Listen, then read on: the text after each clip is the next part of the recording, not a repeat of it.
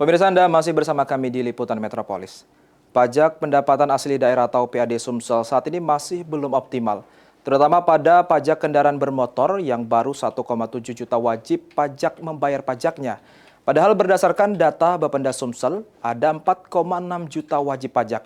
Oleh karenanya DPRD Sumsel khususnya Pansus Optimalisasi PAD akan melakukan sinkronisasi data dengan OPD terkait.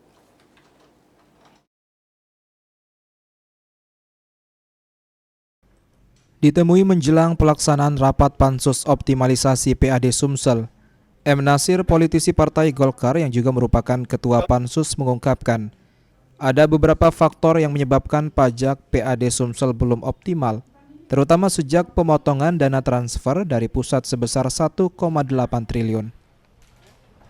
Sehingga membuat SDM belum siap maupun sistem yang ada masih belum akurat. M. Nasir sendiri menyoroti dari 7 jenis pajak yang dikelola pemerintah provinsi dan paling kelihatan belum optimal ialah di pajak kendaraan bermotor,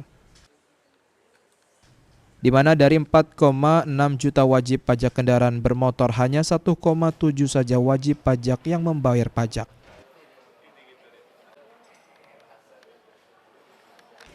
Nasir sendiri melihat ada peluang dari sektor pajak yang dapat dimanfaatkan Sumsel untuk peningkatan PAD, yakni melalui pajak air permukaan yang saat ini baru di angka 4,6 miliar rupiah.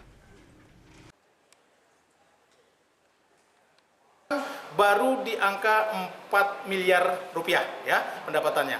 Bahkan kami setelah melakukan kunjungan kerja ke beberapa provinsi ya, potensi yang bakal dimiliki oleh Sumatera Selatan untuk pajak alat berat di kisaran antara 500 sampai 600 miliar, Pak Dinda. Artinya kan jarak ini kan luar biasa bisa kita tingkatkan ya. Nanti data kita akan sama-sama simulasikan bagaimana angka 500 sampai 600 juta itu 600 miliar itu bisa kita dapatkan dari salah satu jenis pajak di Sumatera Selatan ini ya. Oleh karenanya disampaikan Nasir, jika nantinya Pansus Optimalisasi PAD akan melakukan simulasi data dengan OPD terkait, agar pajak PAD Sumsel bisa lebih optimal ke depannya. Tim Liputan, PAL TV. Pemirsa, di tengah efisiensi yang kembali terjadi di tahun 2026, BPKD Provinsi Sumatera Selatan memastikan tidak akan berdampak pada layanan publik Sumsel, terutama di 11 program prioritas Gubernur dan Wakil Gubernur Sumatera Selatan.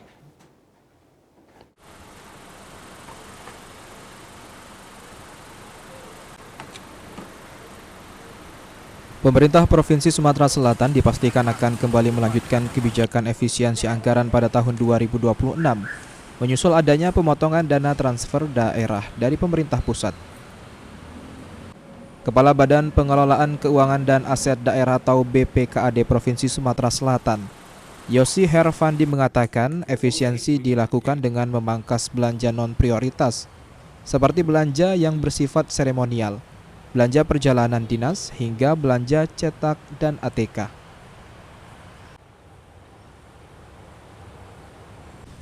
Di tengah efisiensi yang terjadi, Yosi menegaskan tidak akan berdampak terhadap pelayanan masyarakat, khususnya yang masuk dalam program pemerintah pusat dan 11 program prioritas Gubernur dan Wakil Gubernur Sumsel. Kita dihadapkan pada tantangan fiskal yang sangat sulit sekali karena ada pemotongan dana transfer pusat ke daerah. Oleh karena itu efisiensi ini tetap kita laksanakan, tetapi kita tetap memperhatikan mandatory spending seperti belanja pendidikan, kesehatan, dan infrastruktur dasar yang termasuk dalam asa cita Pak Presiden Prabowo dan juga visi misi Pak Gubernur dan Wakil Gubernur Sumatera Selatan. Itu Sumsel maju untuk semua. Sementara untuk meningkatkan pendapatan asli daerah, BPKAD Sumatera Selatan akan mengoptimalkan pendapatan dari sektor sewa aset dan bangun guna serah aset milik pemerintah Provinsi Sumatera Selatan. Eki Saputra, PAL TV.